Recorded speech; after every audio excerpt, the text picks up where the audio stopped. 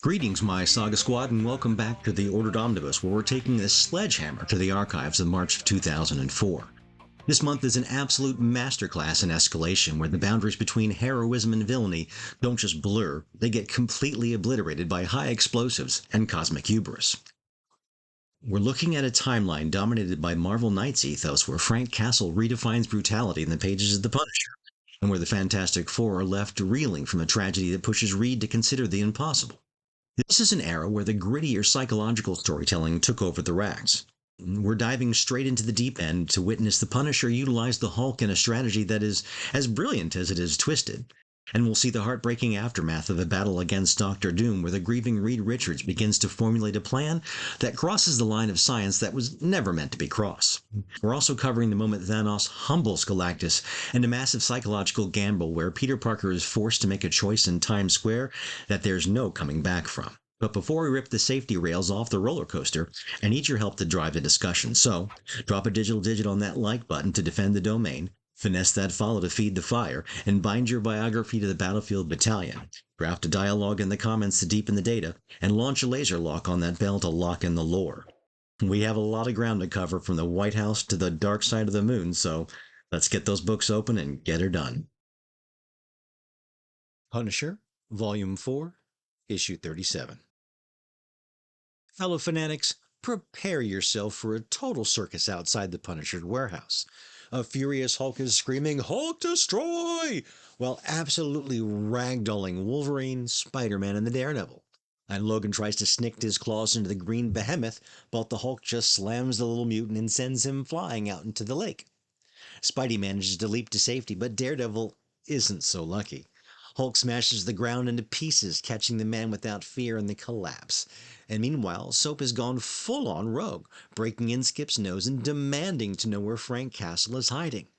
Inskip spills the beans faster than a snitch in a sweatbox, claiming that Castle is holed up in a warehouse on Pier 39. Down in the sewers, Daredevil finds himself face to face with a very patient Punisher. Frank reveals the twisted truth that some low-life scum in LA caught Bruce Banner on video reverting back from the Hulk, drugged him, and then flew him out to auction him off as a one-use ultimate weapon.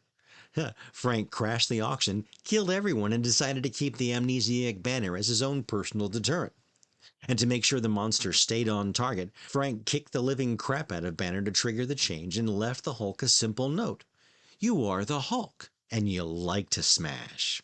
But the real kicker, Frank has been feeding Banner C4 slices in his stew for over a week now. And with a micro detonator and a gut full of high explosive, Frank presses the button and sends the Hulk into such agony, he reverts to human form almost instantly. Now Castle stands over a broken Daredevil and tells him to quit wasting everyone's time with his no-killing rule. He tells Met that if he wants to stop the Punisher, he's going to have to kill him because prison is just a target-rich environment. Frank leaves them to rot and heads topside, where Soap is waiting to arrest him for murder. Soap even fires a shot that thuds harmlessly into Frank's bulletproof vest. When Soap breaks down and begs Frank to kill him because he's a pathetic worm, Frank just gives him some cold advice. Just go. Soap takes it to heart, quits the force, and moves to LA to become a major star in the adult film industry. Seriously, you can't make this stuff up. Well, actually you can. In the aftermath, Wolverine is screaming in rage because he accidentally boarded the train to Philadelphia, and Horsebacker Dave is left a quadriplegic after being run over by the Hulk. He's still checking heroes off his list from the hospital bed. Frank finishes his week by taking Inskip to the top of the Empire State Building for snitching. He tapes the guy's mouth shut and tosses him off. Just like old times. Looking out over the skyline, Frank remembers the horror of 9/11. New York needs him, and Frank isn't going anywhere. And as the sun sets on this chaotic chapter, we reach the definitive end of this series. It's been a wild, often irritating ride where capes were treated like toys in a broken sandbox, but it leaves us wondering, what happens when the safety rails are finally gone? With the Marvel Knights era closed, one can't help but feel wistful curiosity about what kind of monster Frank will become when he's not mocking heroes, but hunting in a world that's just as dark as he is. The Avengers, Volume 3, Issue 77. Hey Omni fans, we start with a heartfelt moment as young Martin Lee pins a Captain America poster to his wall while his mom Kelsey watches, secretly wishing her kid had a real hero to look up to. And back at the Avengers home base, Hawkeye is busy giving Cap some unsolicited dating advice, calling him so old fashioned, in fact, that he won't even trade blows with a female villain. Banter gets cut short when Wasp pings the scanner. She found the wrecking crew mid heist and suddenly goes giant, snatching up three of those goons and their getaway armored truck like they're toys. But Thunderbolt isn't having any of it and he trips her up, sending the villains and the truck tumbling back to Earth. Captain America sprints right through the pub where the Lee family is hanging out to get a beat on Thunderbolt, while Hawkeye holds the line against the Wrecker, Bulldozer, and Piledriver. Wasp tries her best to gently set the armored truck down and save the guards inside, but the distraction gives Thunderbolt the opening to yank her out of the sky. In the chaos, the falling truck actually manages to take out the rest of the wrecking crew, but the Wasp is also incapacitated and forced to shrink back down. Cap jumps into the fray to shield the Lees from a devastating blow, but he ends up taking a hit that would level a building. Things are looking way too messed up for our star-spangled adventure right now. Elektra, Volume 2, Issue 31. Elektra steps into the tent to find the Piaka Loio sitting in a simple cot, trying to project a legend far larger than the room he occupies. Their words slide past each other, each speaking from a different world. The boy calls for guards with a confidence he's not earned, while Elektra studies him in silence, weighing the contract against the child in front of her. And later, while she sits on top of a burning rooftop, staring at the collapsing camp, and wrestles with one line she's never crossed. A child target forces her to confront the cost of her work in a way nothing else has. Morning brings no relief. General Seve stands in the ruins of his command, taking damage reports that read like slow death. The Piacaloio arrives bright and early, calling for the march to begin. And Seve snaps, laying out the truth. They have no supplies, they have no engines, and no chance. The boy fires back with a sermon about feet to march with and fists to break enemies with, claiming Bara promised victory if they proved worthy. To save a shock, the camp buys it. The boy turns fear into fervor, and the entire army marches off like zealots chasing a prophecy. Hours later, the camp is empty except for smoke, silence, and Marek's refusing to drink after a dream that rattled him sober. In the command tent, Seve and Piacaloio clash over strategy. Seve wants to negotiate before his men are fed into the slaughter, but the boy calls this blasphemy. And Seve fires back with the truth that he's held for years, calling the boy a lost child who believed his own myth. But before he can finish, one of his own soldiers kills him. The fire dies, moonlight reveals corpses, and the Piacaloio flees into the night, where every person he reaches out to is cut down by a shadow moving faster than fear. Elektra ends the army one body at a time, and at dawn the boy wanders through a graveyard of his own making until he finds her. He swears that he'll kill her, but she tells him, "You can't. I already killed you first." Later, she confirms the contract is complete, Gimti returns home, and the Piacaloio is carried off to an orphanage without ceremony. Exiles, Volume 1, Issue 40. So, my panel pundits, Storm City rises out of a Colorado dust like a sanctuary built from stubborn hope, and Storm greets Vanisher's crew with the calm of a queen who's buried too many futures. She pulls Remy into a kiss before he can explain that he's not her Gambit, and she tells him that she knows. She watched her Gambit die, and seeing this version eases a grief she's never been able to get rid of. Kitty lashes out, furious that Storm refused to help the X-Men, but Storm fires back that Xavier's idealism doomed them long before she could intervene. When she learns that Magneto launched an extinction-level asteroid, she vows to stay with her people, even as Remy begs her to survive. Hyperion arrives with Rogue and declares that he'll stop the asteroid and rule the world afterwards. Rogue absorbs his power, echoing the fallout from Vision's near-death in issue number 38, a moment Hyperion engineered to keep Timebroker from replacing him. Storm refuses to leave Storm City until Remy breaks down and tells her that, in his reality, he was married to her and he absolutely cannot watch her die again. Her expression softens and she agrees to go. They teleport to Asteroid M as Rogue burns alive in space, screaming for Hyperion to return. The Earth erupts in fire, a dead world blooming beneath them. And on Asteroid M, panic fractures the survivors. Kitty drags Colossus towards the escape, convinced Hyperion will kill them next. But a hull breach sends them drifting dead through space, hands still reaching out for each other. Hyperion tears through the ship, killing Forge and snapping Quicksilver's neck. Banner and Firestar arrive, sent by the Time Broker to punish Hyperion for twisting the mission. And Banner crushes Iceman without hesitation. Hyperion laughs, claiming they can't handle him, already thinking about the next world he plans to conquer.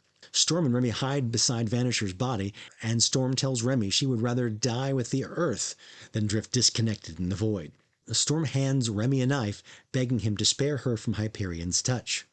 He sobs as she tells him to make it quick, saying it was not meant to be. He whispers that it was, and honors her final request. Weapon X arrives to find Remy holding her body, and Hyperion smirks, saying he knew Gambit would come around. Spider-Man complains about the pain in his shoulder and calls Remy a backstabber. But Remy does not look at them. He simply tells the Talus has given the permission to move on. Hyperion walks away, promising that there will be other worlds to rule. Behind them, the Earth is a lifeless sphere of ash, and the bodies of Storm, Vanisher, Colossus, Kitty, and Forge drift silently through the ruins of a reality they could not save. Thanos, Volume 1, Issue 4.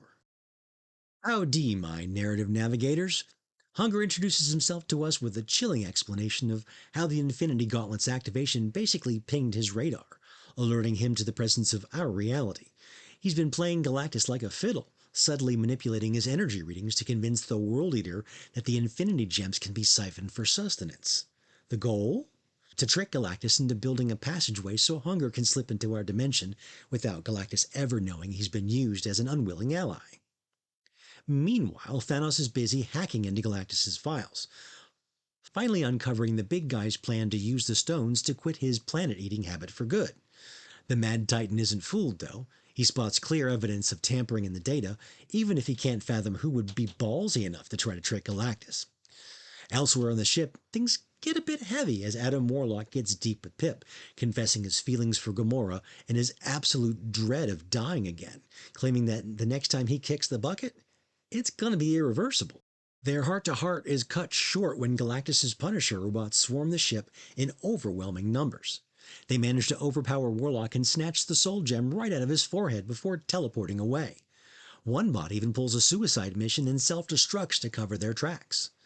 Thanos misses them by a hair, grabbing what data he can and teleporting out. Ruminating on the fact that Galactus is easily the most dangerous foe he's ever faced. And Pip finally shows up woefully late for the rendezvous, leaving no time to call for backup. Thanos declares the fate of the universe is in their hands as they head to Rigel 18, just as Galactus slots the final gem into his machine and Hunger prepares to cross over.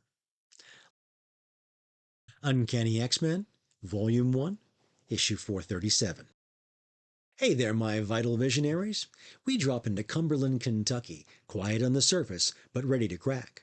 Jeb Guthrie and his buddy Ray are killing time the way bored kids do, by roasting the Cabot clan and clowning on Abraham the Ugly like he crawled out of some cursed cartridge. Ray even spins a hometown tale about Ben Grimm seeing Abe's face and begging the universe for mercy, claiming that that was how he turned into the Thing. Sure, we know the truth, cosmic rays, FF number 1, the whole deal, but in a place like this, folklore beats fact every time. The jokes die fast when Abe and his crew corner the boys, spitting muty dirt like it's gospel. But the Cabots picked the wrong day to press the Guthries because Jeb hits his mutant puberty on the spot. Eyes blazing blue, lightning pouring out of him like a busted transformer. The sheriff barrels in just as a mechanic clocks Jeb with a crowbar, and suddenly the whole street erupts into a race riot wrapped in wildfire. Jeb's powers flare, a car goes up in flames, and when he refuses to back down from the sheriff's drawn gun, Pete shoots him. Jeb drops into the dirt of his own hometown, another Guthrie proving the family motto, if there's a dumb way to go, we'll find it. Back at the Xavier Institute, the mess is emotional instead of explosive. Paige Guthrie is trying to figure out where she stands with Warren Worthington after their dominant species spark. She's laying her heart bare, comparing her crush on him to her Brad Pitt phase. But Warren shuts her down cold and tells her to look elsewhere. And before she can even process the sting, the call comes in. Jeb's been shot. Paige and Warren race off to Kentucky, but their reunion is raw. Lucinda Guthrie is ashamed of her son's mean and spiteful choices, and Sheriff Pete decides the whole Guthrie clan is banned from town, just like they're a walking curse. Now, while the family fractures around Jeb's hospital bed, the spotlight shifts to the view where Josh Guthrie is chasing a singing career and stumbling into the backwoods Romeo and Juliet mess. Rosalinda, the boss's daughter, thinks Josh is serenading her, but his eyes are locked on Julia Cabot, the one girl he shouldn't be anywhere near. 9 Guthrie kids, a brewing blood feud, Sam off with the Extreme X-Men, and Julia Cabot narrating like she knows the story ends in fire. Ultimate Spider-Man, Volume 1, Issue 52.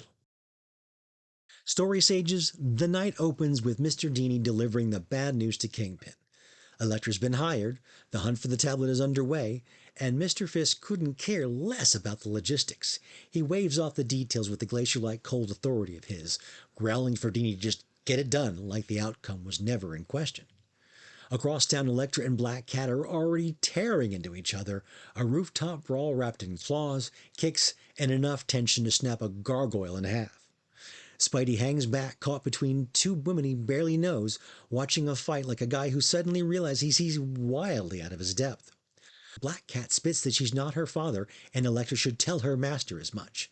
And before Spidey can process the threat, Elektra hurls Felicia straight at him. Black Cat springs up, ready for round 2, but Spidey webs her from behind and tags himself in. Something is off, though. His punches land, but Elektra's counters are surgical, every strike a pressure point less than humility. One clean hit sends him tumbling off the building, plummeting through the night until he manages a shaky web slingshot back towards the roof. Even that feels wrong. His webs aren't behaving. His rhythm's off, and the whole night is unraveling faster than he can stick to a wall. Climbing back up, Spidey has way too much time to think about how dumb it was to meet Black Cat after she practically broadcast her location to the city, and about how easily he let a pretty face override common sense, and about a girlfriend waiting at home who absolutely does not need this kind of drama. He feels the fight draining out of him, convinced he's walking into a beating that he can't dodge. But when he finally reaches the rooftop, the stage is empty. Elektra and Black Cat are gone, leaving nothing but the wind, moonlight, and a kid in a mask wondering how he let the night get away from him. Back at Fisk's tower, Deeney reports Elektra's failure, but he brings a thread to pull. "I'm not my father," a clue to the Black Cat's identity and enough to keep Fisk's interest simmering. And across Queens at 1:22 a.m. a phone rings. Aunt May jolts awake to hear MJ's voice on the line, voice shaking as she says Mary Jane is missing, maybe even run away. She asks if Pete's home. May, already fearing the worst, says she'll go wake him up. Wolverine the End, Volume 1, Issue 2. We open on the Vancouver docks, fog curling in around the pilings as Wolverine sits with George, the one friend he still lets close. Logan's on the edge, senses flaring, telling George to keep his eyes open and his mouth shut because the people hunting him aren't amateurs. George waves it off as paranoia, saying nobody cares about a couple of old guys, and jokes that Logan's been living in the woods for too long, seeing ghosts. They split paths, George muttering that he can't believe Logan accused him of being a spy again after knowing him since childhood. But Logan stops dead at a Japanese-marked boat, instincts snapping into place. He tells George he does trust him, calls him a good kid, and asks him to head back to the cabin to check out the magazines, especially the one Logan would never read. It's an old safeguard, and the less George knows, the safer he'll be. George tries to drag him home, but Logan shouts the daylight won't fix anything. His enemies want him doubting his own sanity. He has to board the ship when they least expect it. 3 weeks later, Logan working the galley in the same ship, chopping fish heads while the sailors whisper insults behind his back. He mutters to himself, arguing with the second voice, the one telling him he's too old for this, that Weapon X was a delusion, that the 200-year-old man stowing away on a freighter is proof that he's lost the thread. Logan pushes back, insisting Weapon X was real, the danger is real, and he's not crazy. When the ship docks, he steps into Japan, the voice hissing that this is not his world anymore. Logan ignores it, hitchhikes to Torikana, and heads straight for the library. He asks for the ghost of Japan, the lost rituals of Kanaguri, but Miss Tanaka shuts him down. Locals only, outsiders steal things. Logan points out the missing copy, the unlisted borrower, and leaves a message for whoever took it. Tanaka mocks him and says Americans come chasing myths. The Kunigari cult died 12 centuries ago, if it ever existed at all. Logan pauses by the door and tells her he remembers her grandfather saying the same thing a century ago. Back in Canada, George digs through Logan's magazines until he finds the odd one out, the wine magazine. And inside a message, a code, a password, a stash of money, instructions. Logan planned for this. Meanwhile, in Toricana, Wolverine drops into a cult ritual just as monks prepare to sacrifice a teenage girl. He tears through them and demands for their leader, who their boss is, why Weapon X dragged him here, and who's hunting him. The leader whispers the name Kitsunebi before a sniper shot drops him. Logan races outside to find the girl dead, too. No shooter, no scent, no trace. Just bodies cooling in the dark. Logan climbs the snowy slopes of Hirgana-san, kneels before the ancient statue and waits. The attack comes like lightning, a blur carving him open before he can even track it. He rises, claws out, only to be struck again, this time deep enough to stagger him. The enemy finally reveals himself in a ghost-like form, telling Logan he could have killed him at any point in the last 2 centuries.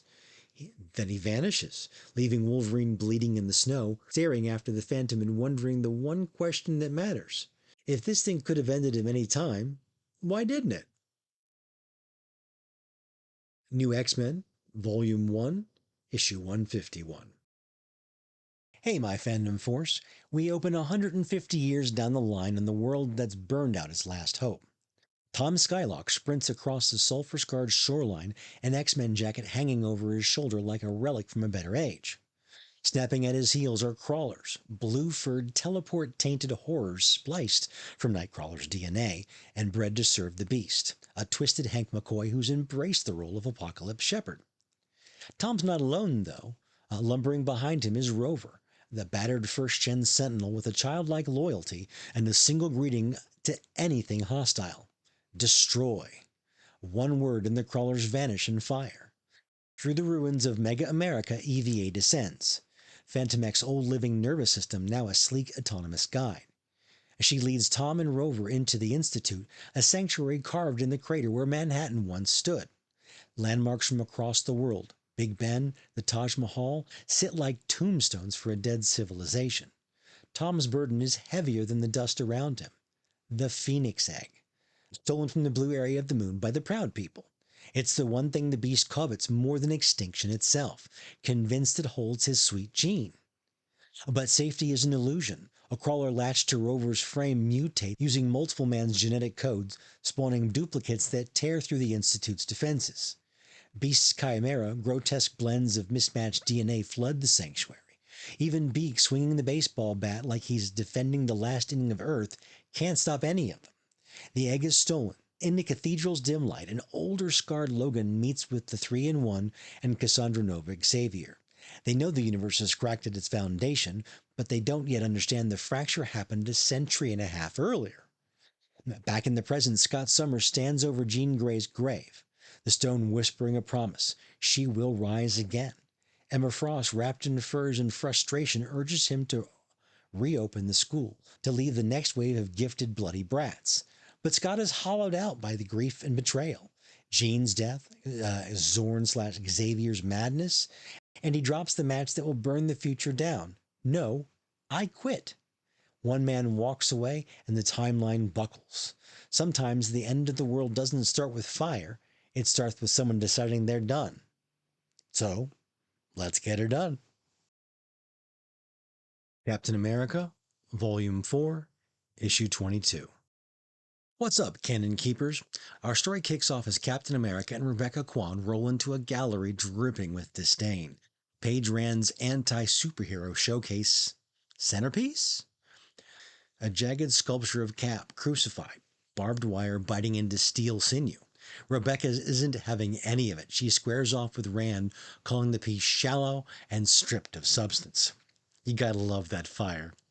And then she drops the real bomb. She knows Steve's shipping off to a hush-hush military tribunal in Cuba. News broke, she caught it. And they carve out plans for his return, quiet but certain. In Cuba, Captain America is marched past Chaplain Hedaya mid-prayer, a scare tactic obviously meant to rattle. Classic military psyops. He bristles at the stunt and then gets ushered in to see the camp brass, Colonel Boyle, Tony McPherson, and Marty Oliver. Trial talk swirls, defense counsel's Senator Lester Paley. Cap requests a private word with Boyle, calm but cutting. He calls out the stunt being paraded past detainees like a prop. Boyle brushes him off. Cap doesn't raise his voice. He just picks the colonel up and tosses him into the Caribbean. Oh, snap. Paley steps in, smooth and sharp, preaching due process, and their convo keeps getting hijacked by Boyle dripping wet and raging. Twice, Captain has to send him flying back into the drink, and twice the waves swallow him whole. I mean, seriously, dude, he just doesn't learn. Mid-debate, Rebecca's call slices through, her voice pulling Steve back from the world beyond the wire. This is why archivists, even the simplest mission, quickly becomes complicated. Then chaos, sirens, shouts, and steel boots pounding dirt. The perimeter's been breached. Cap bolts, instincts locked. He finds horror waiting.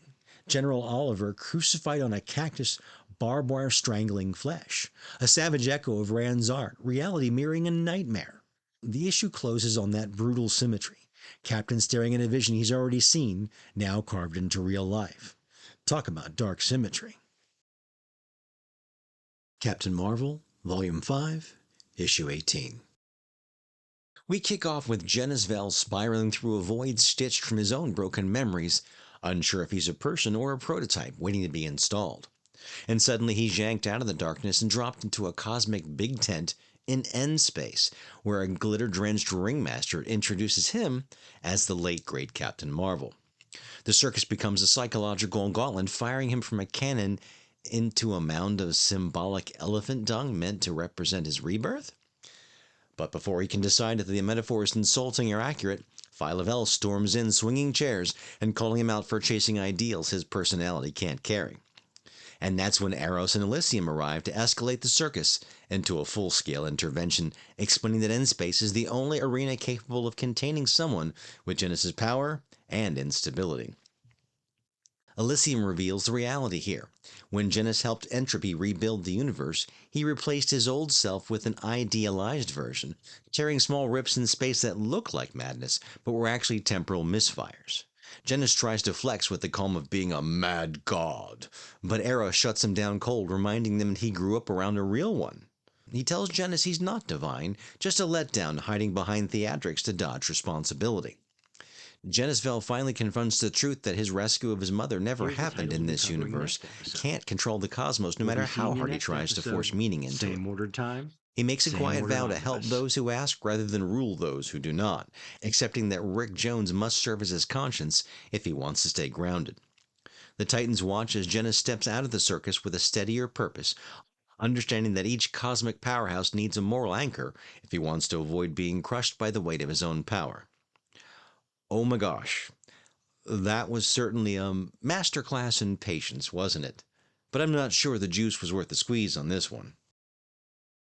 Incredible Hulk, Volume 3, Issue 65.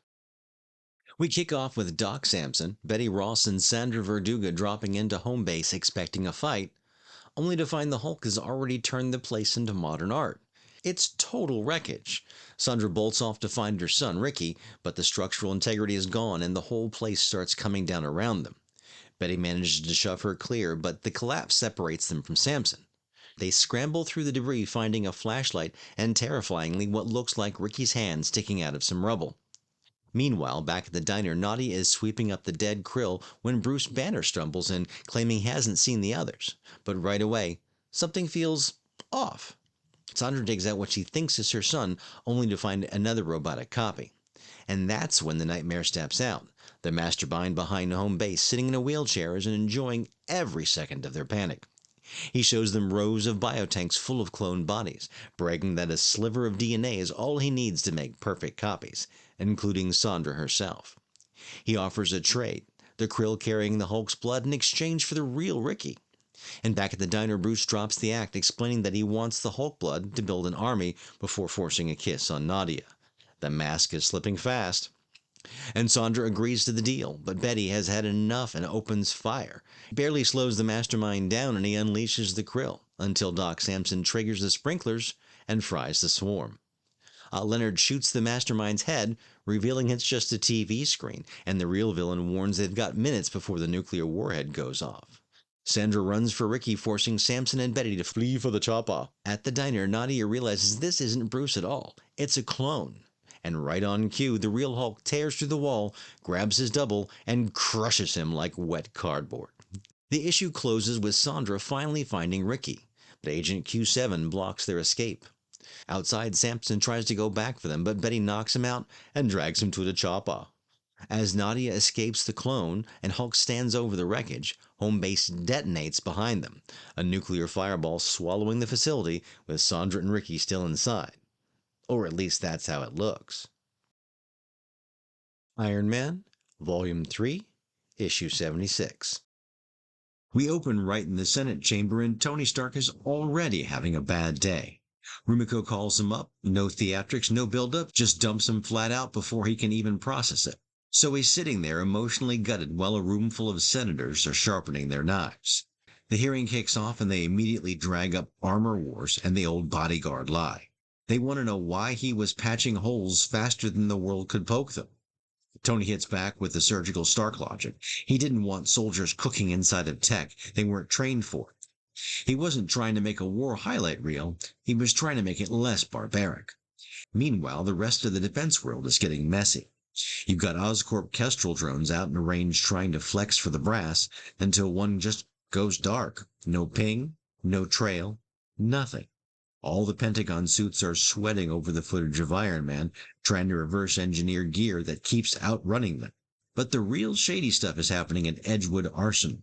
Commander Rayborn gets pulled into a quiet side door operation where they got early Iron Man suits. Actual Iron Man suits, rebuilt from wreckage, standing tall again. Birch's people have cracked the patents and revived the hardware. They aren't saying it out loud, but the subtext is screaming. They're gearing up to run Iron Man playbook without Tony. And back in the chamber, Senator Zimmers decides it's time to eat. He paints Tony as a technocrat with a gravity well for an ego. A guy who thinks he's the smartest voice in every room. Tony pushes back, reminding them that he's put the country first for years as Iron Man without asking for a dime. But the vibe has already been shifted. The vote gets fast-tracked, the tally comes in tight, and then Zimmer drops the final no like he's closing the file he never cared about in the first place. The no's have it. Spectacular Spider-Man, Volume 2, Issue 9. Fellow fanatics, as the sun creeps up on Saturday morning, Spider-Man swings back to his roof and finds Big John Anderson catching some Z's. When John finally drags himself awake, Spidey presses him immediately on whether he's actually the Kiwi Kid. Meanwhile, things are getting twisted at Otto Octavius' childhood home. Ion Zarur wakes up to a total nightmare. He's tied to a mattress right next to a dummy with a bomb strapped to its chest, all while Dr. Octopus looms over him. Ock launches into a grim monologue about his childhood, describing how his cruel father died slowly in the house, trapping young Otto with a corpse and lots of rage. He finishes the story, clicks the timer on the bomb, and leaves Zarur to sweat. Back at the apartment, Peter is staring out the window, waiting for his fate. He does his best to comfort Mary Jane, who is terrified her husband isn't coming back. But he has to go. He masks up and crawls into the night. And over at Times Square, the tension is suffocating. The kidnapping has already kicked off fighting in the Middle East, and Police Captain Cleland gets a mysterious note, supposedly from Detective Neil Garrett, that sends him into a panic, ordering every cop out of the sewers.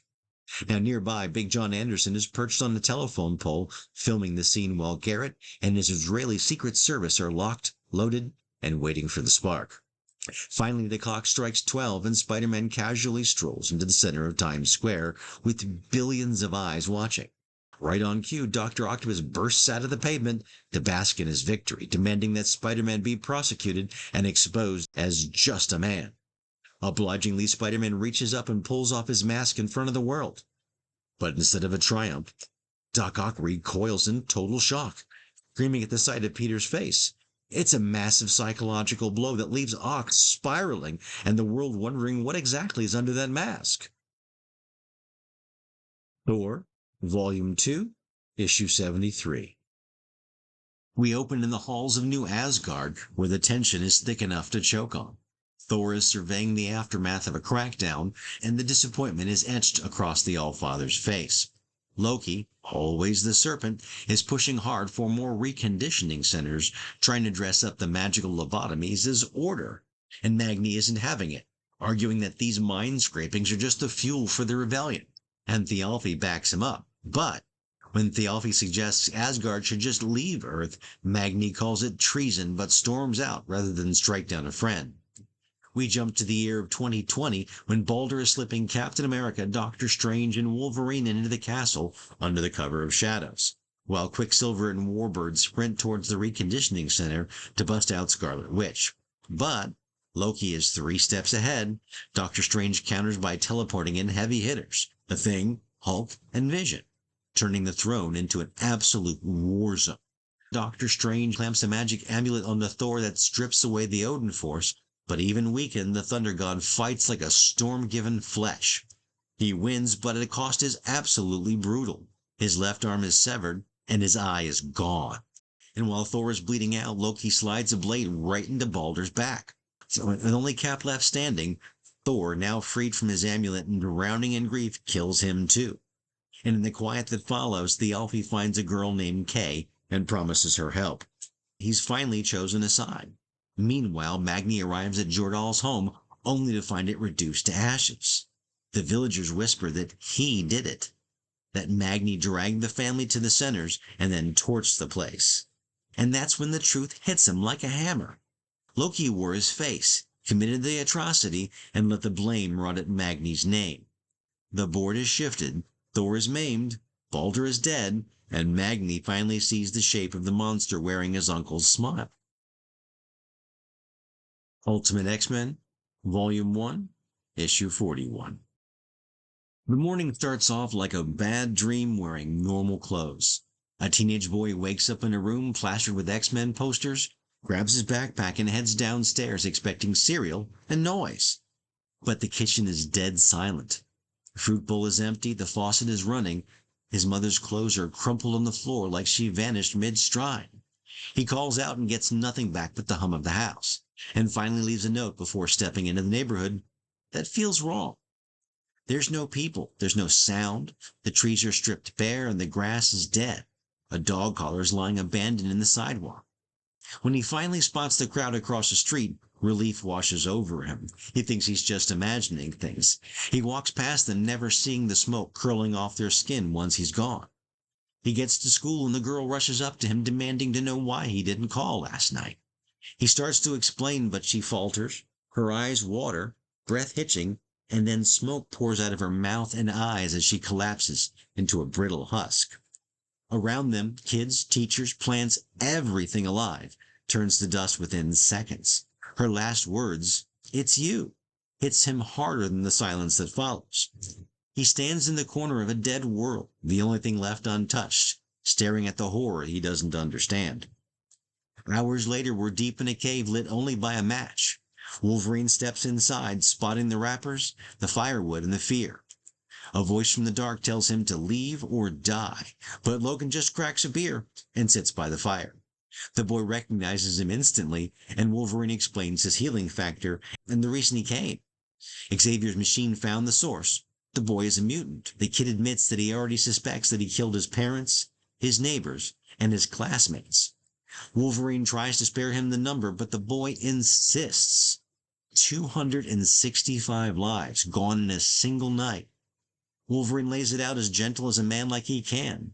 Puberty hit, the mutation activated, and his body now radiates toxins and corrosive poisons that dissolve anything organic around him. His power is death.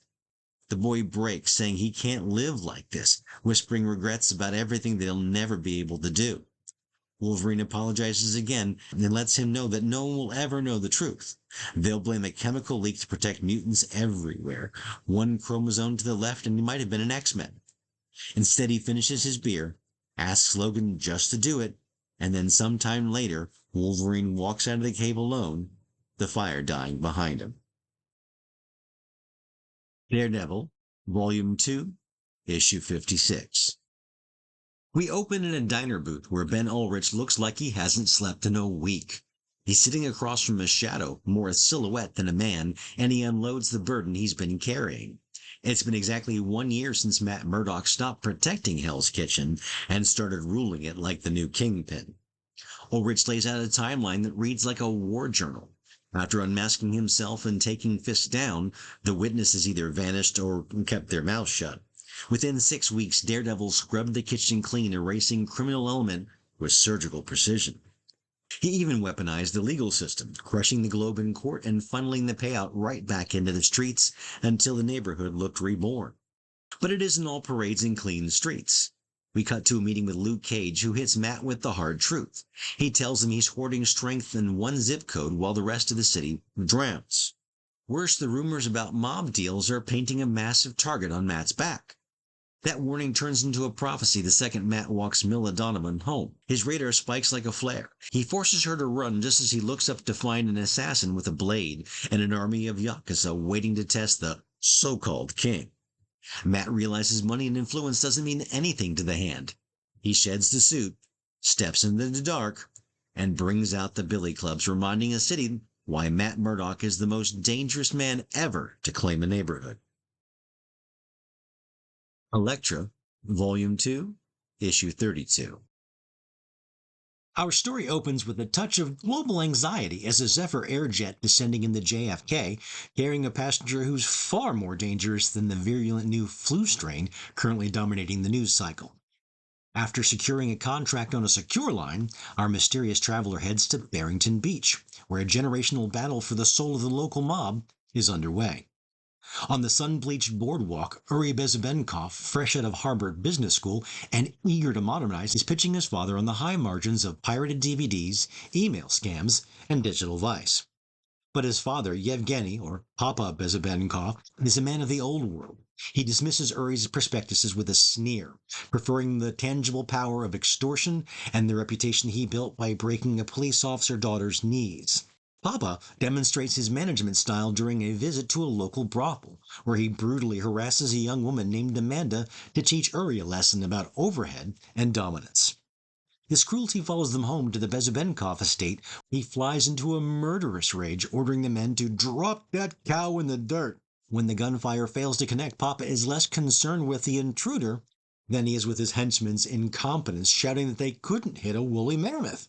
In a moment of bizarre corporate detachment, Uri completely ignores the hail of bullets to ask if he should still be ordering lunch. High above this domestic dysfunction, our traveler has donned her crimson ninja gi and is scouting the lion's den with binoculars, noting a convenient skylight for entry. But the jet lag she complained about earlier is taking a physical toll. As she attempts to swing through the trees, she misjudges her momentum and slams into the trunk of a tree with a breathless whoof, blaming the travel fatigue for her clumsiness. She attempts to recover her dignity under the cover of night. Scaling the house while guards inside are mesmerized by a reality TV show, her infiltration hits a literal wall when she lands on the roof with a loud thud, instantly alerting the security detail. A firefight ensues, and for a fleeting second, she's the Elektra of legend, taking a guard named Kevin through the shoulder and flipping over a barrage of gunfire. But then the bottom drops out. Her strength vanishes and she cries out before losing her grip and plummeting from the roof. The issue ends with the world's deadliest woman huddled in the bushes, sweating and trembling in terror as she asks the darkness, "What is happening to me?" Exiles, Volume 1, Issue 41. Kitty stands in front of a radiation chamber staring at a glowing skeleton inside, because she's never seen anything quite like Lucian. TJ breaks it down to her. Lucian used to absorb pain and disease to save people, but when he took the legacy virus into himself to save the world, he couldn't expel it. And now he's burning with unstable energy trapped in a see-through cell that is slowly but surely driving him mad. Before Kitty can even process the horror of it, James Proudstar strolls out of the showers wearing nothing but a towel, and she practically melts on the spot. TJ tries to play it cool, but she's hiding a crush that she's had since long before they ever dated. They head into the kids' quarters and it's absolute chaos. Warlock is looping through the air, Charlie is throwing up force fields, Kiko is firing blasts, and a tiny dragon is chirping in the corner. TJ steps up to restore order, yelling for everyone to quit it, before getting Kitty settled into a room that is somehow both homey and ugly. The reality of the situation finally hits Kitty, and she breaks down crying, begging to go home while TJ holds her until the stomps fade. That night, Logan is reliving his own nightmare, dreaming of the moment he killed Professor Xavier. He wakes up to find Phoenix standing in his room. She's drawn to the emotions that she can no longer feel because she hasn't got a human host, and offers to repair his mind to make him whole again. But Logan refuses, demanding that she gets out. Hurt, she vanishes. The next morning, tensions shift to the danger room. Nocturne is running a session with way too much enthusiasm, flipping through blades and tentacles until Nightcrawler shuts it down. He scolds her for not taking it seriously, and she snaps, telling him she isn't him, and she never will be. He storms out, grabbing Kitty, and leaves the mansion to cool off. Later, Kurt admits to Logan that he's never seen TJ so upset, wondering if he's been too hard on her. Logan gives it to him straight. TJ's been killing herself trying to please him, even wearing his old costume, and Kurt is missing it. But before Nightcrawler can respond, an explosion tears through the mansion wall. Cyclops stands in the smoking hole with his visor blazing, declaring that he's home. And he isn't alone. He brought a brutal squad from the future, including Blob, Hive, and the twisted version of Rogue. The attack has begun. The Punisher Max, Volume 1, Issue 1. Archivist, we're throwing it back to 1976 for a moment that changed the Marvel Universe forever. During a simple picnic in Central Park, the Castle family gets caught in a crossfire and a brutal mafia hit. In a horrific burst of gunfire, Frank's wife Mary Elizabeth and their 9-year-old daughter Lisa are cut down instantly while the mobsters target a rival Dawn. 5-year-old Frank doesn't stand a chance either, killed by the soldiers who return fire. Only the husband and father, Frank Castle, walked away from the bloodbath, transforming into the Punisher to start a one-man war to make the world sane again by any means necessary.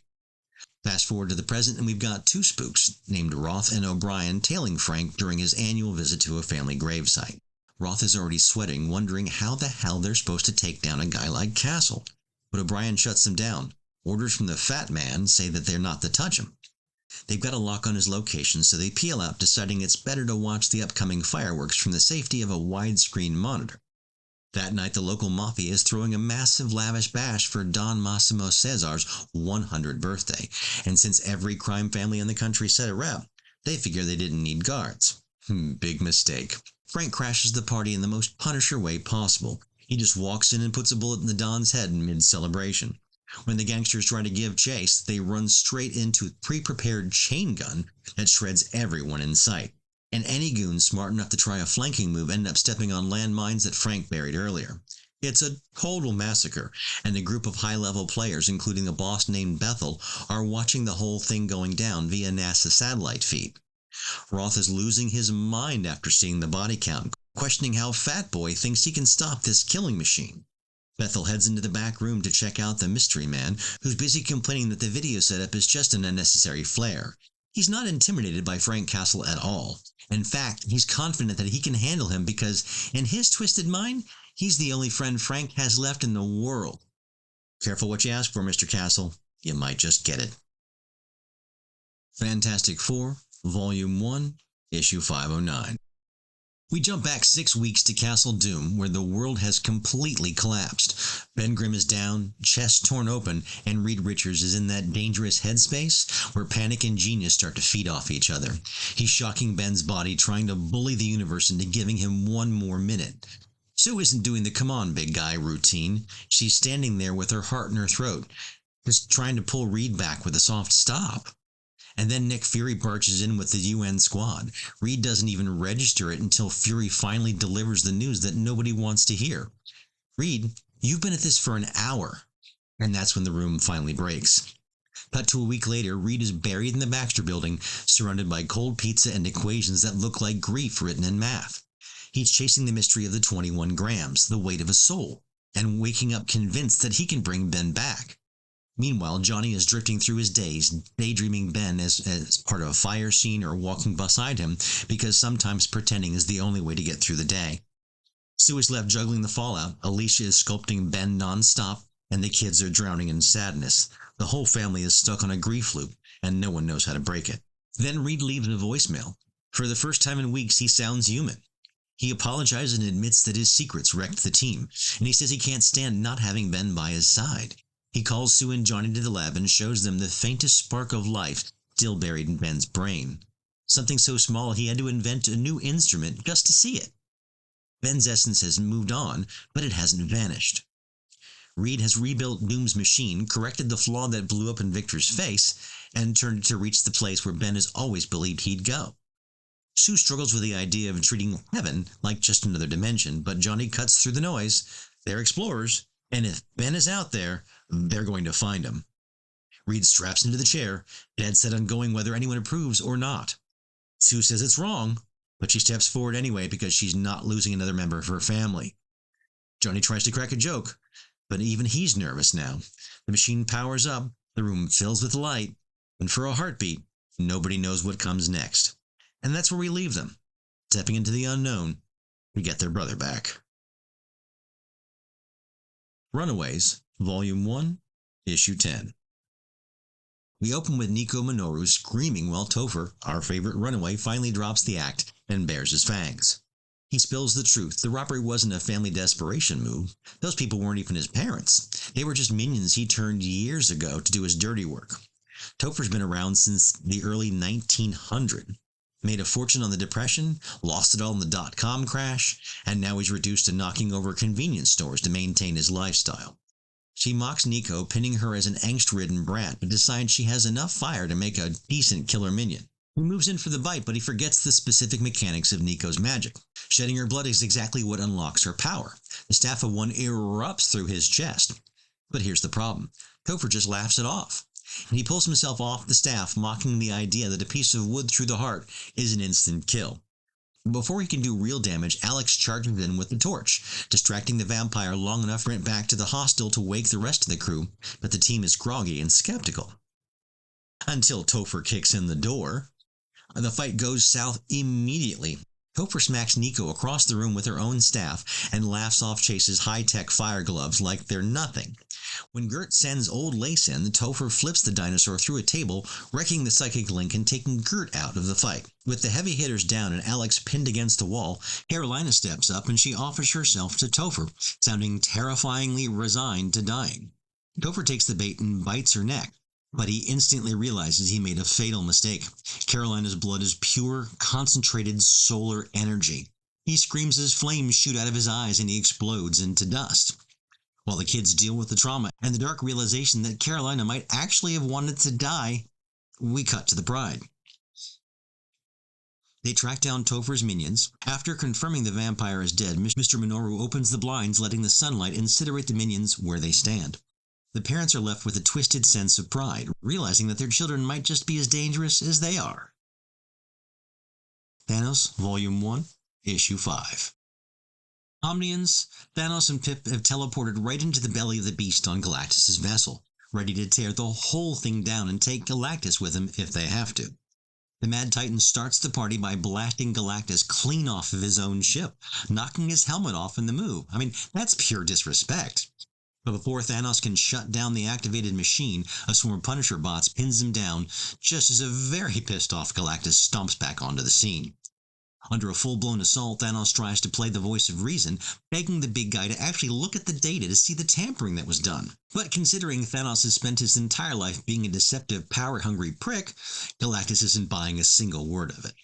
Treating Thanos like he's beneath contempt, Galactus tosses him aside and slams the on switch, opening a massive portal that lets Hunger finally slip into our dimension. It's an instant disaster, and Hunger seizes control of the ship immediately, and Galactus, realizing he's in way over his head, he actually has to swallow his pride and pledge to follow Thanos' lead, since the Titan is the resident expert on interdimensional parasites.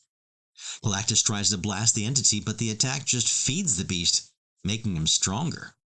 Thanos, always 3 steps ahead, reveals that he previously ordered Pip to rig the entire ship with explosives. He hits the detonator, blowing Galactus' vessel into smithereens in a desperate attempt to cut off the source. But too little, too late. Hunger is still pouring into our reality like a flood. And as the entity begins to consume the very fabric of existence, the shell-shocked Galactus is left staring at the wreckage, wondering what the hell he just did. Now, I'm not one for giving strong opinions on this channel, but I really do not like what the writers are doing to Galactus in this one. Wolverine, Volume 3, Issue 10. Lore Keepers, we open in El Paso as Angel locks up their cerveza fria, only to find Casey Lathrop still at a table, topping off her beer like last call doesn't apply to federal agents. Angel warns her that they're closed, but Cassie plants herself like a cactus and dares him to move her. Garcia Nestor steps out of the office, takes one look at the situation, and waves Angel home. You don't manhandle a Fed unless you want paperwork and handcuffs. He grabs a bottle of tequila and sits across from Cassie and asks her what's eating her. She introduces herself as Agent Cassie Lathrop of the ATF, putting the emphasis on alcohol tonight, and admits that she watched Logan swim the Rio. He's not there now, but he'll have to come back eventually. Nestor raises a glass to Logan. More dangerous than alcohol, tobacco, and firearms combined. Across the river, Wolverine follows the trail of bodies expecting a cartel butcher, and instead finds a pregnant woman standing at her doorway, calm as a saint at confession. Rojas admits everything without blinking. 19 dead by accident, dozens by design, all collateral to the business of smuggling heroin, coke, pot, whatever turns a profit. He breaks it down like math homework. A ton of bodies, 10 pounds of product, worth more than every life she lost. Logan retracts his claws, circling the room, telling her he should kill her. She taunts him, poking at every raw nerve, calling him soft, calling him a dog, daring him to murder her and her unborn child. Wolverine snaps, lunges, claws bared, and at the last second buries him into the couch behind her instead of her skull. He tears the room apart, trying to wrestle his rage back under control. When he finally manages to sheath his claws, he leaves her shaking. And moments later, her labor hits like a hammer. She collapses behind the phone, alone. Logan swims back to Cerveza Fria, soaked, exhausted, and carrying the weight of a choice that he hates. Casey's waiting with beer and cold pizza, but he tells her to get out. She lingers anyway, asking if he found Rojas. He did, and she's pregnant. Casey's intel never saw that coming. Logan collapses into his bed, asking her again to leave. She stands there staring at him like she's trying to solve a puzzle she built herself. I want to stay, she admits. Logan sighs, points at the couch, and tells her to take it. She smiles like that's all she needed. Morning hits and Cassie wakes up ready to apologize, and Logan's gone. Downstairs the bar's buzzing with early revelers. Angel says Logan left before opening, and Nestor says he went back across the river for unfinished business. Casey panics, thinking he's gone to kill Rojas, and bolts for the door, only for it to swing open as Wolverine steps inside, stoked, exhausted, and holding a crying newborn wrapped in a blanket. I need help, he says. I can't get her to stop crying, bub. New X-Men, Volume 1, Issue 52. All right, my Saga squad, the fall of Starlit City wasn't a battle, it was a burial. And on the shores of Inter Europa, the proud people braced themselves beside Tom, Skylark, and Rover as Apollyon's winged crawlers poured in like a living plague. Mermax's final telepathic warning barely faded before the Maker and his hammer-swinging defenders were swallowed under thousands of teleporting horrors. Tom only survived because a young proud girl strapped the Phoenix egg to Rover's back and ordered them to run. A memory that still claws at him as he retells it to the Institute's children. Good wins in the end hits different when you've watched the end swallow the good whole. Back in the present, the 3-in-1s chant a warning. If the Phoenix bends the beast, the future becomes a factory line. Genomes enslaved and evolution frozen. Diversity erased. Cassandra, dressed like she's leading a safari into the apocalypse and carrying Martha Johansson's brain like a lantern, rallies her misfit strike team. Logan, Beak, EVA, and Tom. A lineup that looks like a joke until you remember that they're the last ones left. They march towards the X-Plane while the beast turns Inter Europa into a genetic abattoir. Cassandra knows the timeline cracks somewhere behind them. Something went terribly wrong, and the only cure left is the fire from beyond. Deep in the fortress, the beast is busy rewriting creation with feeders, parasites engineered to burrow into the minds and devour thought itself. Princess Corona becomes the latest experiment as the creature's tendrils sink into her skull. Apollyon begs for upgrades, phoenix grafts, frontal lobes, anything that'll make him whole. But the beast dismisses him like a broken tool. All that matters is the egg, and he forces it to incubate under a storm of optic blasts until it erupts into a cosmic inferno that wipes the chamber clean. When the flames settle, something silver and trembling stands in the ashes. She steps forward, confused, asking for Henry. The beast reaches out, unbothered, as her touch burns through his flesh. He's waited 3 billion years for this moment. He cradles her like a newborn weapon, then tells her to forget the name Henry. That man is gone. If she needs a name to speak, she can call him what he's become. Call him Sublime. Amazing Spider-Man, Volume 1, Issue 503. The battle between Spider-Man, Doctor Strange, and Dormammu caused an interdimensional rift that had a delayed and catastrophic effect. It freed Morwen, an ancient and deadly sorceress of chaos, from her long imprisonment. The massive surge of magical power allows Morwen to fully possess the body of Tess Black, causing Peter Parker's spider sense to violently activate. The newly resurrected sorceress then sets forth on a quest through Manhattan to find and thank the one she believes is responsible for her release, Spider-Man, for unwittingly becoming her savior. The dark energy signature of Morwen's reemergence is felt instantly across the cosmos, leading the god of mischief to action. In Asgard, Loki uses his runes on the world tree, Yggdrasil, to trace the disturbance back to Earth. Disguising himself, he sneaks past Heimdall and Volstagg on the Rainbow Bridge to investigate. Spider-Man, while dealing with minor street criminals, is confronted by Morwen, who expresses her gratitude and offers him the world, an offer that he quickly attempts to refuse before swimming off to find the absent Doctor Strange at the empty Sanctum Sanctorum. Loki soon intercepts Spider-Man and traps him in a warehouse. Loki reveals that Morwen is drawn to Spider-Man because he carries a residue of the chaos magic from the rift, and he confirms that Morwen is a powerful and dangerous foe who once battled the Ancient One. When Spider-Man resists partnering with him, Loki uses his magic to set a bystander on fire, forcing Spider-Man to agree to his terms on the conditions that no other innocent lives are threatened. Meanwhile, Morwen observes warring street gangs and arms one side with advanced weaponry, noting that this local conflict is merely a warm-up before the end of the world itself. Emma Frost, Volume 1, Issue 7. Emma walked out of her family's mansion 9 years ago with nothing but pride and a stubborn refusal to break the way her father broke Christian. De Blois, the boutique she works at, becomes the latest battlefield in a losing streak of jobs, ending with a poodle named Nugget and a supervisor with no backbone pushing her too far. She storms out unemployed for the 3rd time in 2 weeks. Boston feels colder without a home, and Lou, the hotel clerk, makes it worse, cornering her until her telepathy fires on instinct. A penny becomes a quarter because she wills it, the first hint of a power that she has not yet learned to trust, and it's also the first time she projects an idea into someone else's head, a detail longtime fans will recognize as a foundational moment. Hunger drives her into Manic Mandix, where she pays for the strip of newspaper disguised as a $100 bill. The maitre d' catches it and throws her into the kitchen to wash dishes she's never touched in her life. And this is where she meets Troy Kilkelly, a dishwasher with a bruised childhood and a smile that hits her like her first crush on Mr. Kendall. They talk on his fire escape at 4 in the morning, trading stories at parents who failed them in different ways. When she returns to the hotel to collect her things, Lou reads the newspaper with a headline, oddly current for a story set 9 years back. A quiet nod from the new art team stepping on to the series. Troy offers a place to stay with no strings attached, and for the first time since she's left home, Emma feels safe. The safety is quickly shattered when 2 enforcers, Milo and Stu, ambush them in Troy's apartment, demanding $10,000 he owes to a loan shark named Lucian Golf. Emma tries to hold Stu's knife in place with a raw psychic power, but her inexperience makes her nose bleed and the blade slips. Hours later at the hospital, she hugs Troy like she's afraid he might disappear.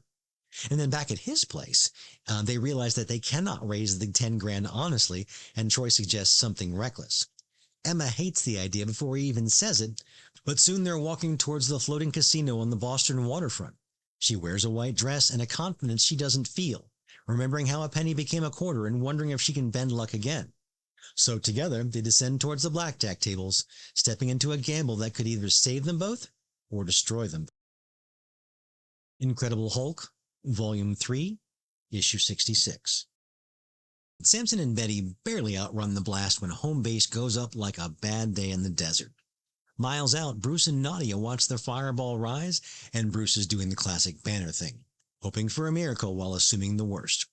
He buries the clone out back, and when Nadia tries to make the grave, he snaps the cross like it's out of line. "It's not like us," he says, and that's that. Up in the chopper, Samson points Betty towards his off-grid cabin, and she tries to float the idea that maybe Sandra and Ricky made it out. But Leonard shuts that down. He's convinced they're gone, and it hits him hard.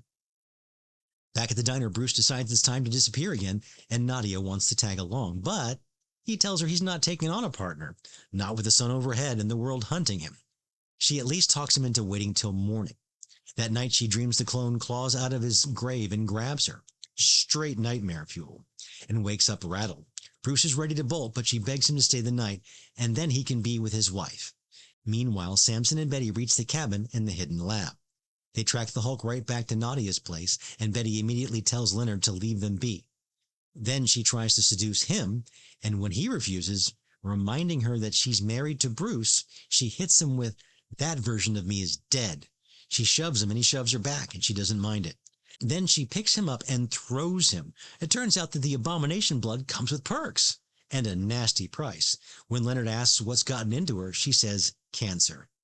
Morning hits, and Bruce finally opens up. He says he has no right to love anyone while the Hulk is still riding shotgun in his soul, and he won't risk suicide because what if he gets it wrong? The Hulk comes out with no banner to steer? He still wants to leave, but Nadia talks him into one more day. Back at the cabin, Betty explains how she cheated death. Revived by a shadow outfit called the Team, programmed with beach dreams and a metronome that Banner used to stay calm, they gave her a choice: watch out for Bruce or go back into stasis. The resurrection left her with ovarian cancer. She doesn't really know who the Team really are that keep everything locked down. She asks Leonard to hold her, but all he can think about is Sandra and Ricky, and miles away, Bruce sits in a diner thinking of Betty. Mystique, Volume 1, Issue 10. This issue opens with Mystique staring down the host who's dangling Shortpack over a ledge like she's about to drop a bad investment, even though Shortpack keeps popping in and outside the window depending upon the panel we're looking at, and the mysterious woman known as the Hulse demanding the ultimate bioweapon. Mystique, cold as ice, tries to bluff her way out, but Shortpack, bless his panic-stricken little heart, ruins the play. The tension breaks, Mystique hands over the vial, and the host, believing she's just emancipated mutant kind by destroying the inoculation, inadvertently unleashes what she thinks is a plague. In a classic double cross, the host expects Mystique to rot from the inside out, describing the symptoms that sound a lot more like Ebola than the smallpox. But when she moves in for the kill expecting a corpse, she gets a headbutt instead. Mystique wasn't inoculated, she just hates needles. A brutal fight ensues, ending with a specialized hairpin from Forge that shocks the host into unconsciousness. And the virus? Safe and sound in a synthesized glass vial created by Mystique herself. With the host down, we get a moment of genuine connection, or as close as Mystique ever gets, where Shortpack realizes she wouldn't actually trade the world's deadliest virus for him. But the espionage game never stops. Mystique heads to the Nelson Mandela Bridge to meet Shepard, the man pulling the strings. She plays hardball, demanding to know who the boss is. Shepard drops the name The Quiet Man, a nod to an old John Wayne flick, which Mystique sharply notes makes him sound ancient. She hands over the real virus, securing her place as a double agent, or so Shepard thinks. But here's the kicker, Archivist. As Shepard reports back to her superior, we learn that Shortpack isn't just a handler, he's the other asset. The call is coming from inside the house. We wrap up back in New York, where Forge is nearly blown up by a booby-trapped mannequin, Mystique's version of a doorbell.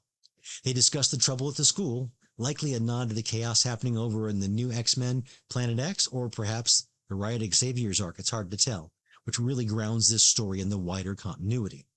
Forge is impressed, noting that Mystique completed the mission without a single fatality. He sees a change in her, a redemption arc forming in real time. And then in a moment of sheer awkwardness that rivals any battlefield, Forge asks the deadliest woman in the world out for coffee. Mystique is left speechless, proving that sometimes human interactions are scarier than even a bioweapon.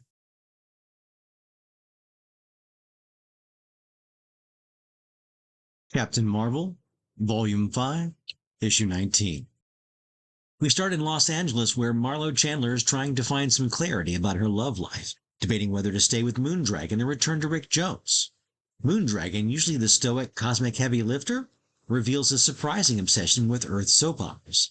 But their viewing party gets hijacked when Rick Jones suddenly appears on every channel. Meanwhile, on Titan, Rick is pouring his heart out in a recording booth, laying down an acoustic track about losing Marlowe.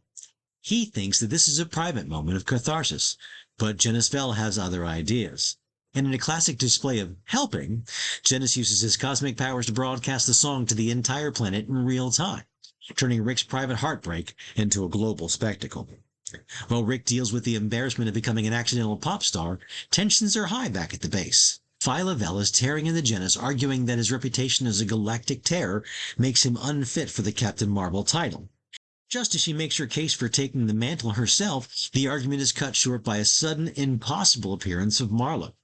Rick is initially ecstatic, thinking that the song worked, but the reunion goes south fast.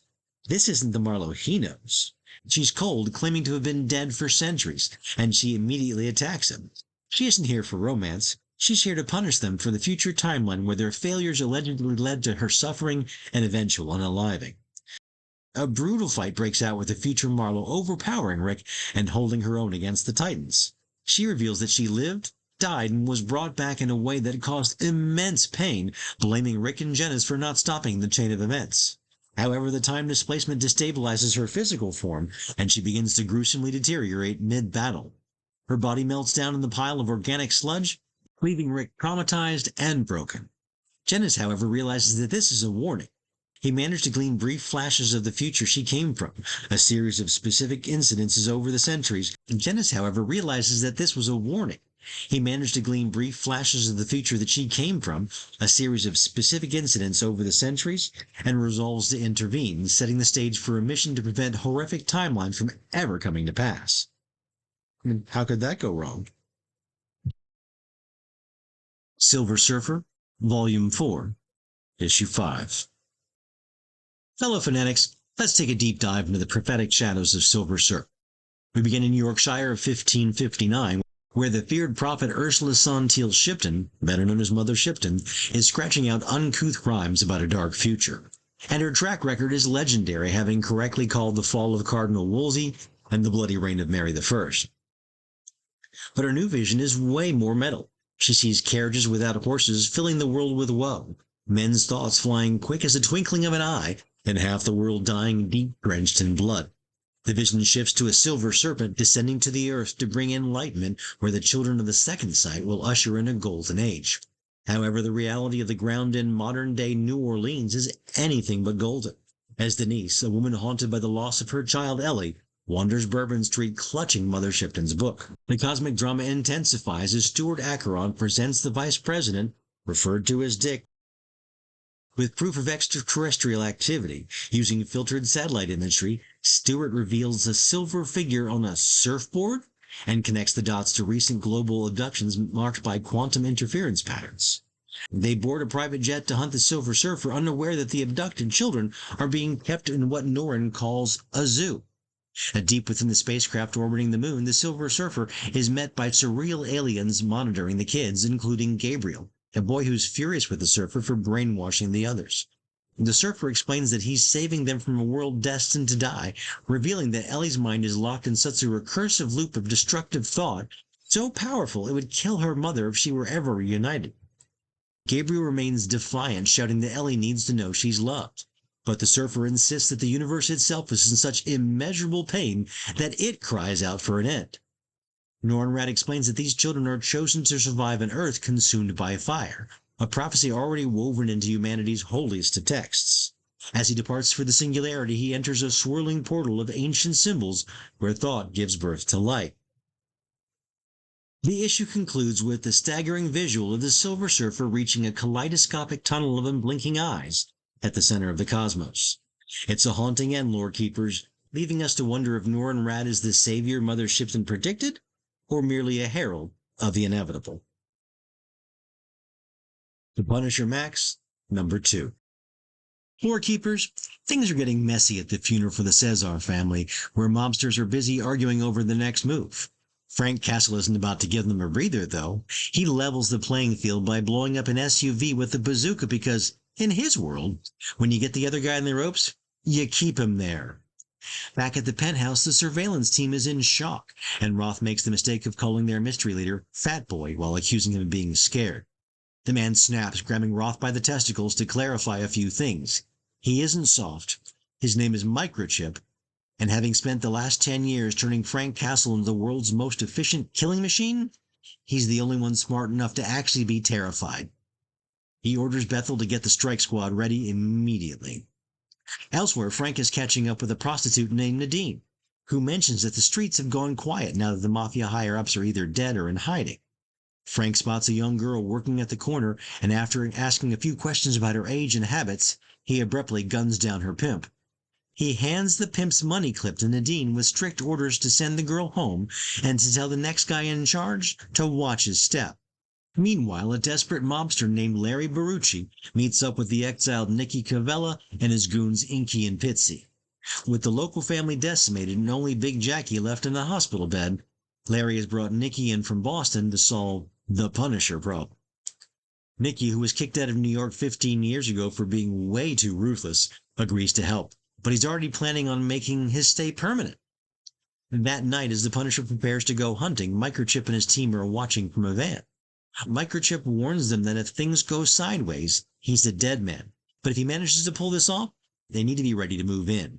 Microchip jumps out and calls out to his old partner, causing Frank to hesitate for just a split second before reaching for his Uzi. That second is all Microchip needs. He blasts Frank in the chest with a shotgun, sending him to the pavement. As a downed Castle reaches for his weapon, Microchip cold-bloodedly shoots him in the hand and then pumps a third round into him. It's a total betrayal, and things are looking way too messed up for Frank. Ultimate 6, Volume 1, Issue 6.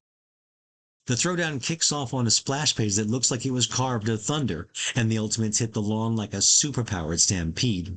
A couple of juiced-up thugs and 2 bargain bin masterminds don't stand a chance against the world's premier defense squad. But comics do love balance, so somebody's got to eat dirt. And today, it's Iron Man. Well, while Tony is trying to load genetic locks into his blaster, Sandman blindsides him and buries him in grit. Norman, never one to miss a chance to be a menace, literally hurls Spider-Man at Captain America, barking at the kid to finally be useful. Peter, maskless again, squares up on instinct, but Cat tells him Aunt May is already safe. And that's all Pete needs. He drops Cap, storms towards Osborn, and with pure fury in his eyes, uppercuts the Green Goblin so hard he skids across the White House lawn like a bad headline. Before Peter can follow up, Ock snatches him and flings him straight into the Oval Office, which earns him a lecture, a lightning-quick beatdown from the Wasp, who shrinks, dives into his throat, and chokes him out cold. And from there it's a fireworks show. Kraven and Sandman get erased in quick succession, Sandman practically atomized by a very irritated Tony Stark. After the chaos, Thor and Electro are locked into a lightning duel that rains sparks across the battlefield, grounding thousands of heroes and villains alike. On the lawn, the Ultimates and Spider-Man converge on Norman, who's ranting about the honor of killing Captain America. Cap's not in the mood for speeches and proceeds to beat the arrogance out of him. But behind the brawl, Harry Osborn arrives, voice cracking as he begs his father to stop before he destroys everything that's left in his life. Boxed in by the Ultimates and his own son, does Norman Osborn surrender or get down? What became of Thor and Electro in the storm overhead? And will Peter Parker ever bother putting his mask back on? Or has the kid already crossed the point where secret identity doesn't matter anymore? Ultimate Fantastic Four, Volume 1, Issue 2. Hey, lore keepers. 5 years back in the Baxter Building, Dr. Arthur Molkovic is tearing into the class again, a bitter, hunched science tyrant who treats genius kids like they're wasting his oxygen. Most of the students clown at him the second his back is turned, but one kid doesn't join the chorus.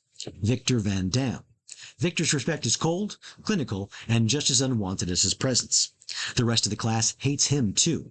Too sharp, too smug, too alone. Meanwhile, Reed Richards is buried in the math of his end zone teleportation prototype, but even he can't keep his focus when Sue Storm walks in the room. One glance from her and the equations start slipping sideways. Reed heads back to his dorm and finds Victor elbow deep in his notes. He explodes, privacy shattered, crust broken, but Victor fires back that Reed's math is wrong. Reed boots him out, furious, but later, staring at the altered equations, he realizes Victor was right.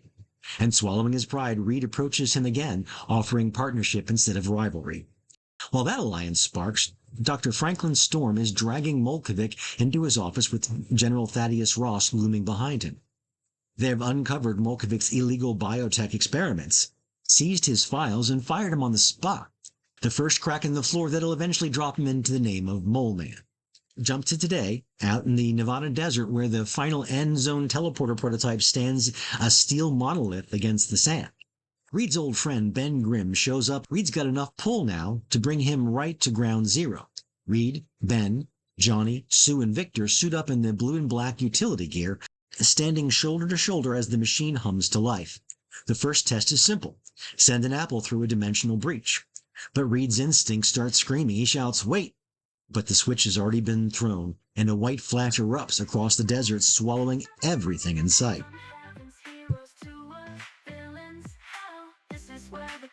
Between the panels.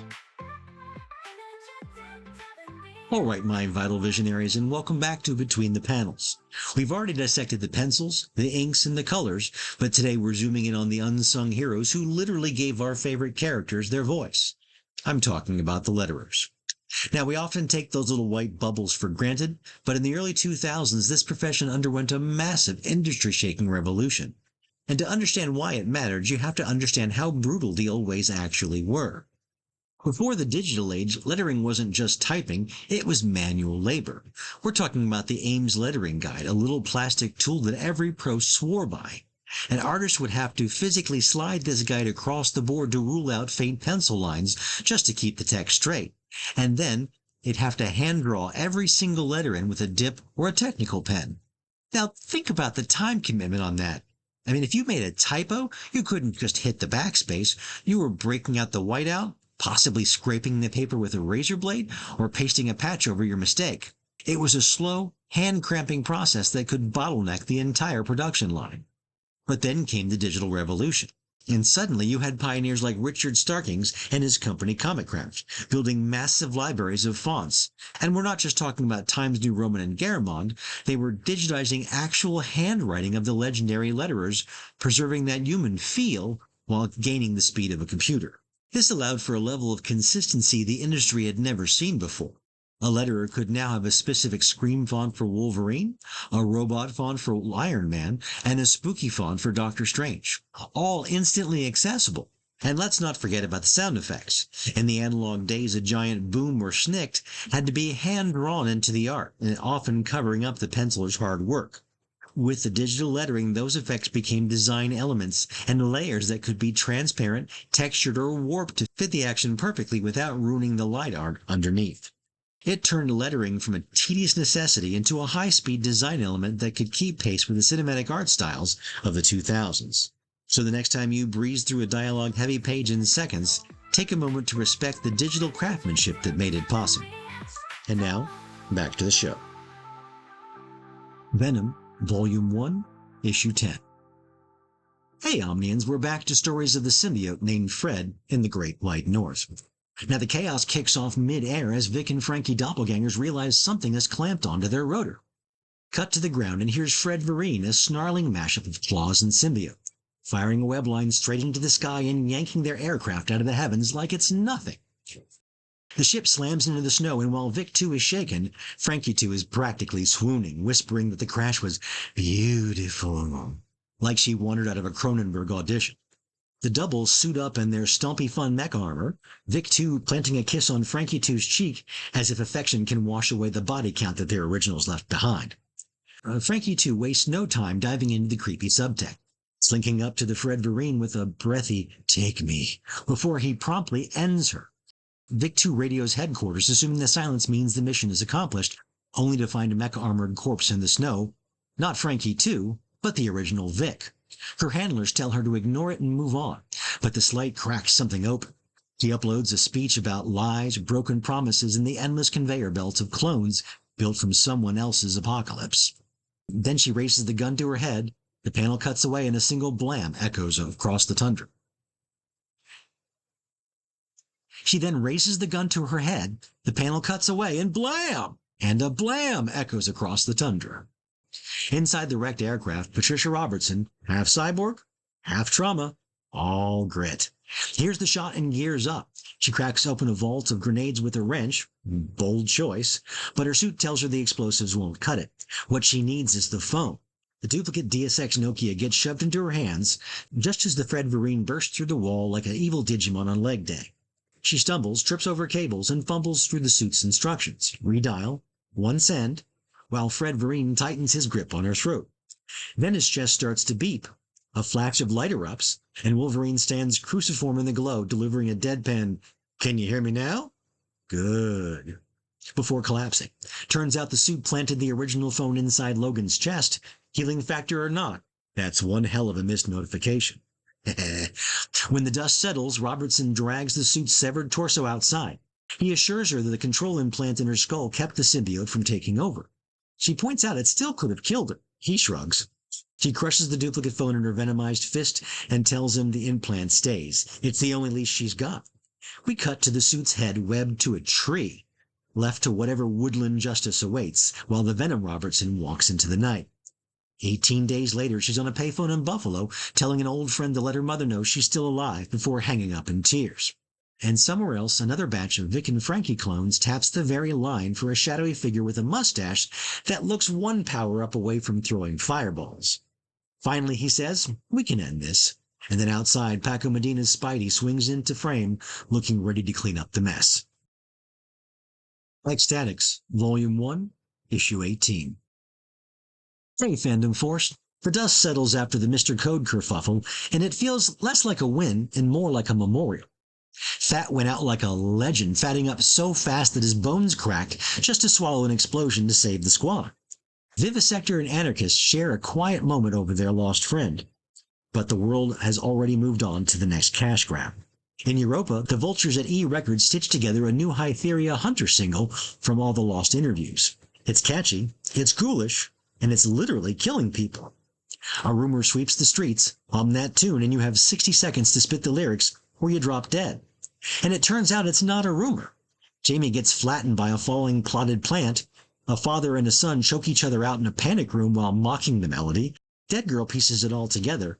Henrietta's spirit is furious at being exploited again, and she's taking it out on the living. The team teleports to Europa to crack skulls and settle scores, but not before Fat's severed foot finally falls from orbit and almost takes Dead Girl's head clean off. Things get worse when El Guapo catches the cursed tune and ends up with his own skateboard lodged into his chest. Guy and the crew realize that being accepted by the public means being treated like disposable merch, and they're done playing that game. After shaking down a civil servant dangling out a window, they trace Henrietta's murder back to the president of Europa. He feared her popularity, so he had her erased. An ecstatic storms the office, forces him to sing the cursed song, and leaves him alone with the ghost she's created. As the president learns that apologies don't mean much when a vengeful pop star is staring you down, Ecstatic is still counting the losses. Fat is gone, Henrietta's gone again, and El Guapo is gone. They might be filthy, ungodly mutants to the rest of the world, but they're our filthy, ungodly mutants, and they're the only ones willing to bleed for a headline. Extreme X-Men, Volume 1, Issue 40. Hey Archivists, the sun is shining on Via Sayada, and for once Rogue and Gambit are living the impossible dream. They can touch, they can kiss, they can breathe without fear of killing each other. Rogue is singing the Wild Thing and Gambit is grinning like he won the lottery.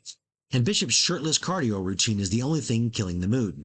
The beach clambake rolls on with Lila Cheney shredding guitar, but the shadows are already creeping in.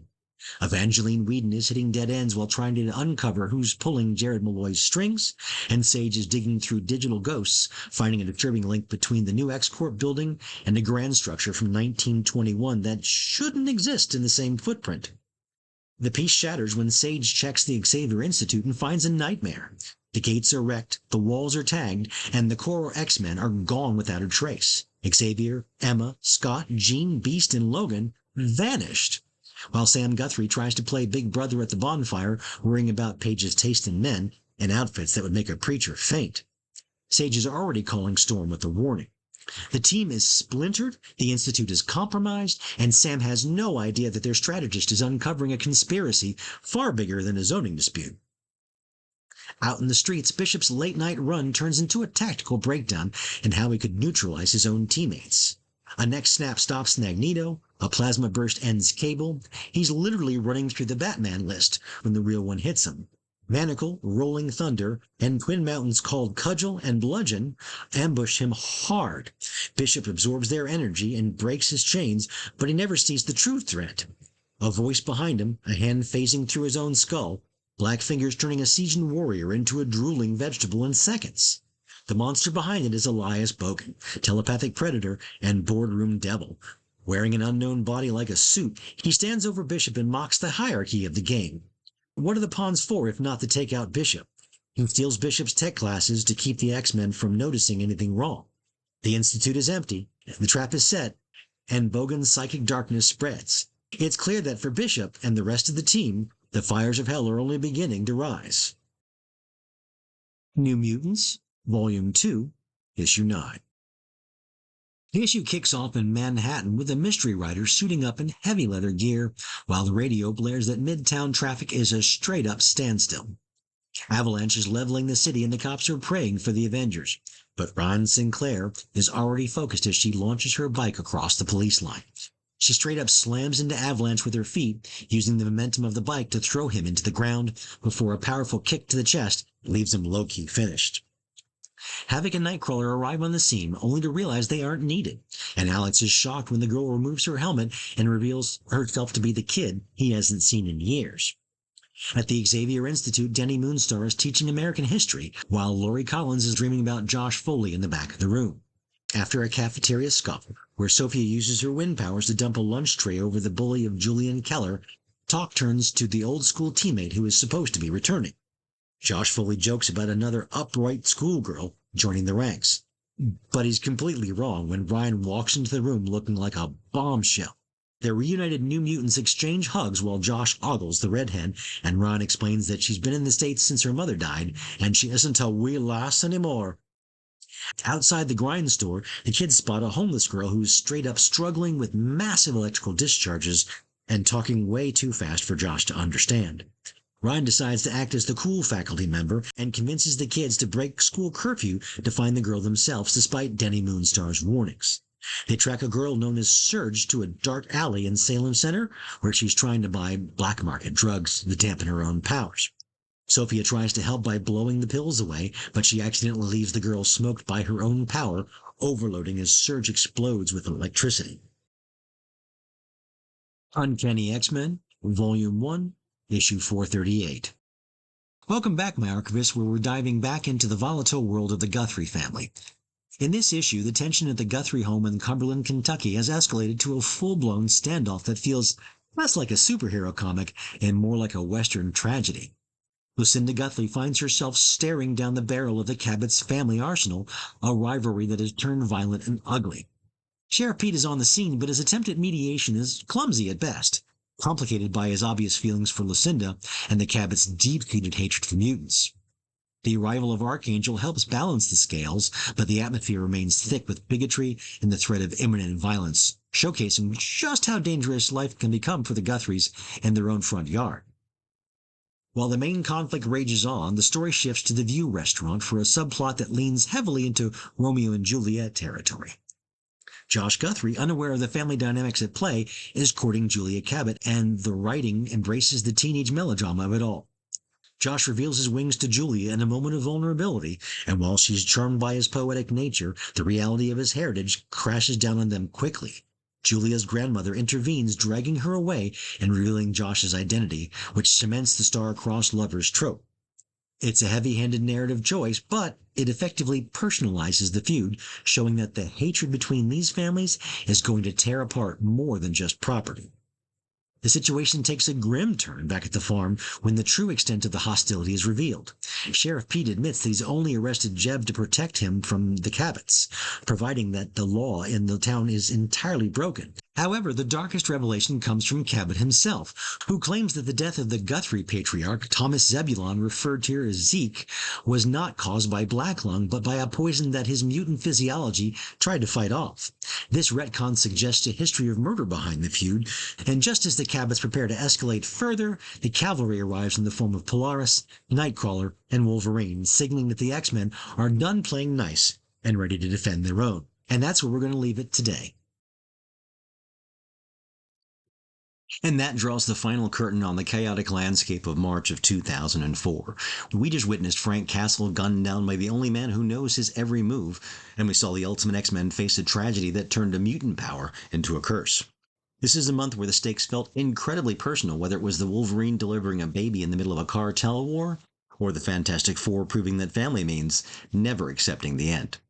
These stories remind us that in the Marvel Universe, the most dangerous threats aren't always cosmic entities, but sometimes they're the secrets that we keep and the friends who turn on us.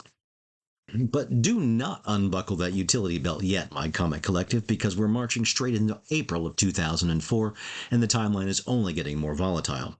Next time, we'll see the exiles hopping into a reality that defies explanation, the runaways dealing with the fallout of their parents' dark legacy, and Thanos continuing his complex journey as he navigates the cosmic hierarchy. We're also checking in on Supreme Power and the Avengers as they face the chaos of the Lionheart of Avalon. We'll be seeing you next time. Same ordered time, same ordered omnibus.